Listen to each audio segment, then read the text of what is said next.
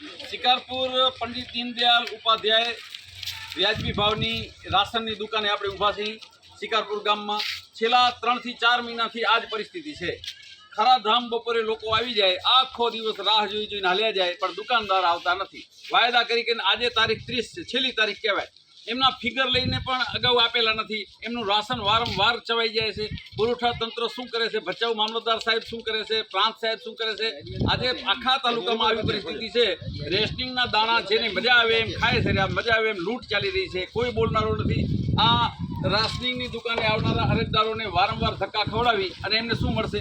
એટલે તંત્રને મારી વિનંતી છે, તાત્કાલિક અસરથી યોગ્ય કરે અને એમનાથી ન ચાલતું હોય તો અહીંયા બસ ચાલુ કરે। ફરતી બસ દ્વારા પણ રાશન આપી શકાય છે જો એમને આપવું હોય તો। બાકી કોઈ પણ રીતે ગરીબ માણસોને જે અનાજની જરૂરિયાત છે એ પૂર્તતા કરે સરકાર।